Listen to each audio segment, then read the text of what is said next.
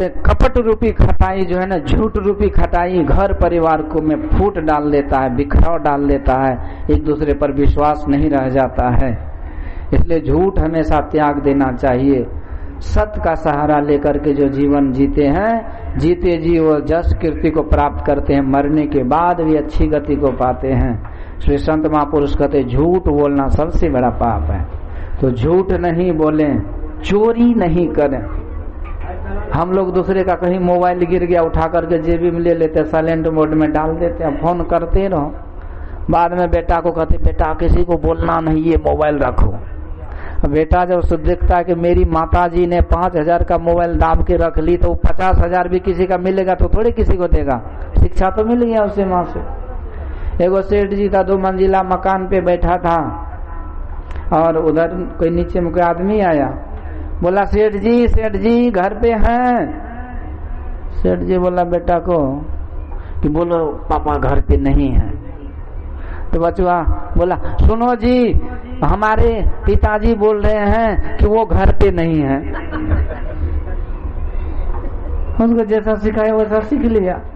तो इसीलिए हम लोग को चोरी नहीं, चोरी का मतलब क्या, ऐसा थोड़ी कि आप लोग दूसरे के यहाँ जाते हैं, पर जो कहीं किसी का कुछ मिले तो उसे लौटा देना चाहिए। उसे बड़ी खुशी मिलती है और उसका दुआ भी आपको मिल जाता है। देखिए किसी का मिला, आपका तो था नहीं, आप उसको दे दिए तो आपको था नहीं और है नहीं, चला गया उसका, लेकिन बीच में फायदा क्या होता है, उसका दुआ आशीर्वाद मिल जाता है। इसलिए दूसरे को सामान नहीं लेने के बजाय जीवन में कोशिश करना चाहिए कि कुछ न कुछ देते रहें। देखिए देने का तरीका होता है। एक माता बहन है ना, 25 रुपया जब दान देती है तो अपना हाथ में लेकर के अपना पतवा के हाथ में पकड़ा देती है, कहती बाबा को दो। तो पतवा कमा के थोड़े लाया था, दिया तो दादी ही ना, लेकिन पतवा से दान करा देती है, डबल पुण्य हो जाता है, 50 में 100 का फायदा हो जाता है। एक फायदा तो हो गया कि उन्होंने दान कर दी, दूसरा फायदा हो गया कि पोता को ऐसा संस्कार मिल गया कि कभी भी कोई बाबा के सामने खाली ही करके हाथ नहीं जोड़ेगा, कुछ 10-5 रख देगा। आजकल कितनों बड़ा आदमी अब संस्कार ही नहीं है, ऐसे हाथ जोड़ लेते, बाबा बस माफ कीजिएगा, लो माफ तो होगा, आप कौन सा गलती की है, लेकिन संस्कार नहीं दिया गया। तो राजा जोगी देखना, खाली हाथ न देखना, इस संतों का कहावत गलत नहीं है। थोड़ा थोड़ा देने से क्या होता है कि देने का संस्कार आ जाता है, और जिसके जीवन में देने का संस्कार आएगा वो चुराएगा किसी का कुछ नहीं। एक आदमी को देखिएगा, एक जगह कथा हो रही थी, एक युवक आया, वो बोला बाबा महाराज हम आरती उतार देते हैं। तो आरती ले गया, उन्हें घुमा दो, सबको दिखा दो। आरती भीड़ थी काफी, आरती घुमाते घुमाते घुमाते घुमाते जाते जाते गिले रह गया, वो पितरिया थालियों टप गया। तो ऐसा शैतान खोपड़ी होता है। तो अब यदि बचपन से उसका नाना नानी दादा बाप या कोई भी उनको बोलता कि बेटा 10 रुपया लेकर गुरु महाराज पे चढ़ा दो, गुरु महाराज को चढ़ाना चाहिए, तो कभी लेके भागता था, ले चोर होता कि दानी होता। इसलिए कहते दूसरे का सामान लेने के बजाय देने का प्रयास रखिए और दिलवाने का रखिए अभ्यास। तो इससे क्या होगा, तो घर में, गांव में, परिवार में कोई चोर नहीं बनेगा, दाता बन जाएगा। हमारा देश नव वर्ष में से जैसे बोला ना कि विक्रमी संवत, ये कब होता है, चैत महीना में, शुक्ल पक्ष में। ये विक्रमादित्य महाराज अखंड साम्राज्य की स्थापना किए थे, इसीलिए उस समय में ये नया साल उसी के नाम से मनाया जाता है। अंग्रेज का जन्म भी नहीं हुआ था तबे से, 2079 है ना, 2079 विक्रमी संवत है। आई अंग्रेजों का क्या 2022, तो ऐसे भी 50 साल हम लोग बड़े हैं, फिर भी अज्ञानता कारण हम झूठों से मना रहे हैं। ये किसी ने कहा है वो तुम्हारा नाना, तो कहते नाना नाना, आप पता नहीं कि सही में नाना है कि गलत में नाना है। यही हाल हम लोगों का है। तो विक्रमादित्य महाराज की कथा आती है। विक्रमादित्य इतने बड़े राजा कैसे हुए जानते हैं? एक बार विक्रमादित्य के दरबार में एक भिखारी आया, बोला धर्म की जय हो, विक्रमादित्य की जय हो, धर्म की जड़ सदा हरी रहे। तो विक्रमादित्य उसको पूछा कि भैया इसका अर्थ क्या हुआ?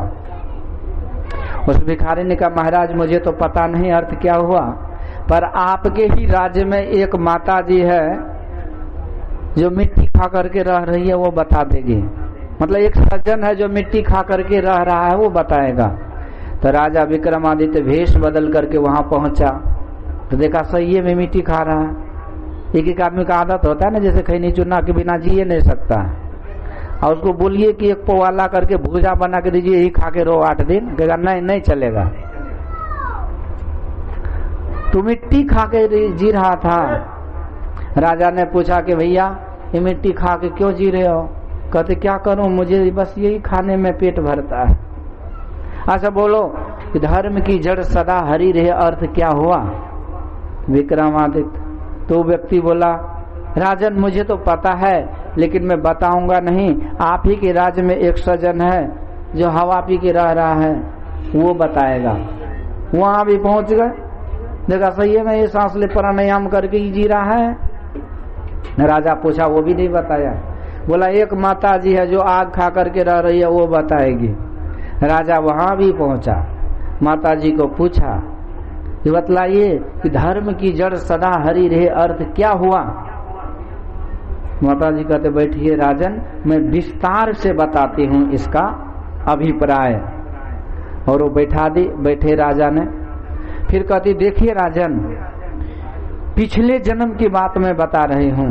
आप वो व्यक्ति जो आग खा के मिट्टी खा करके हवा पी के रह रहा था, और मैं, ये हम सब चारों भाई बहन थे पिछले जन्म में, पर गरीबी जीवन था। कहीं से जीविकोपार्जन के लिए कुछ लाए थे हम लोग, भोजन बनाए मेहनत से, कई दिन के भूखे थे।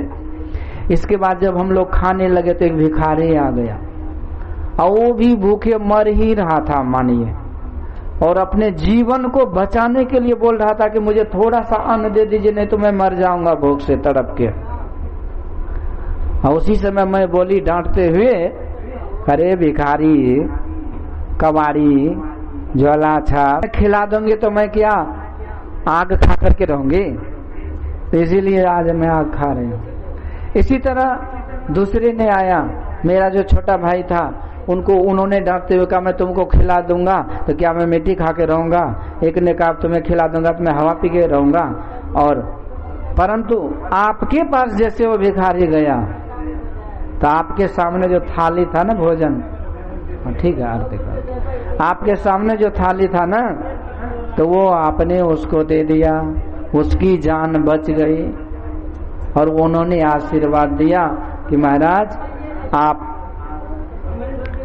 जुग जुग जियो, आप जस कीर्ति को प्राप्त करोगे, आप राजाओं में राजा सम्राट बनोगे।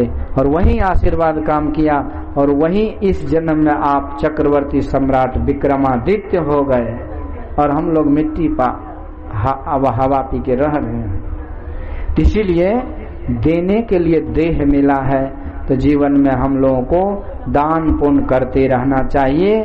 और जब वही लौट करके जीवन में आता है तो हम लोग सुख शांति से, किसी चीज की जीवन में कमी नहीं होती है। तो इसके विपरीत काम जो है चोरी, वो नहीं करके दान पुण्य करते रहना चाहिए। झूठ नहीं बोल करके सच को पकड़ना चाहिए। नशा नहीं खाना चाहिए, और जो खाता है उसको रोकना चाहिए। हिंसा यानी मीट मछली नहीं खा करके सात्विक आहार विहार करके जीवन जीना चाहिए। और व्यभिचार मतलब होता है गलत संग। गलत संग को छोड़ करके अच्छे संग में रहने से, यही भक्ति की विद्यालय है। प्रथम भक्ति संतन कर संगा।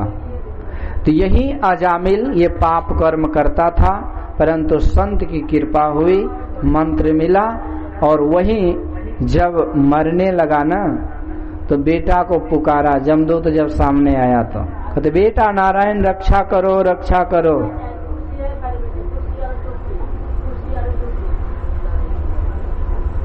तो जैसे चिल्लाया ना जोर जोर से,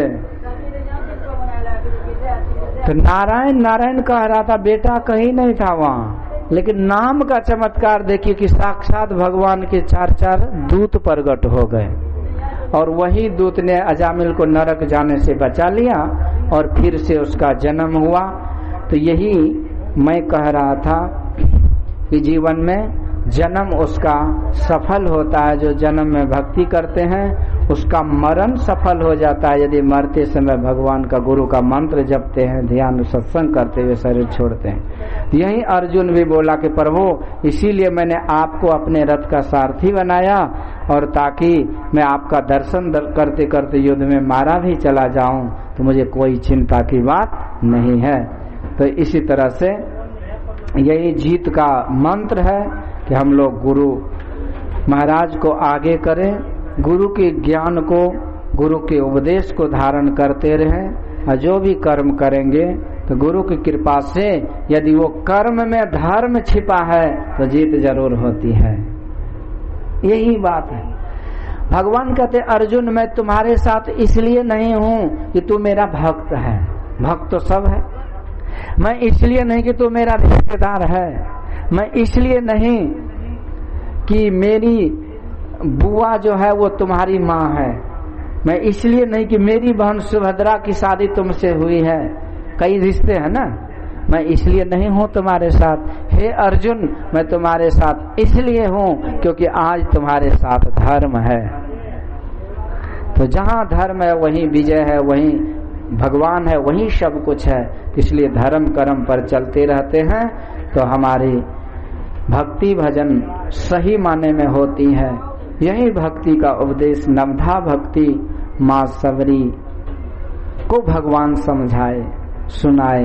माँ सबरी नवधा भक्ति में परिपूर्ण है, उसमें कोई कमी थोड़ी है।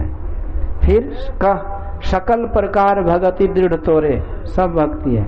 लेकिन माँ सबरी को माध्यम बना के और भगवान हम मानव को ये उपदेश दिए कि पहला भक्ति संतों का संग है, इसी में सब कुछ आ जाता है। आइए एक भजन सुनते हैं, फिर आगे भी सुनेंगे प्रवचन।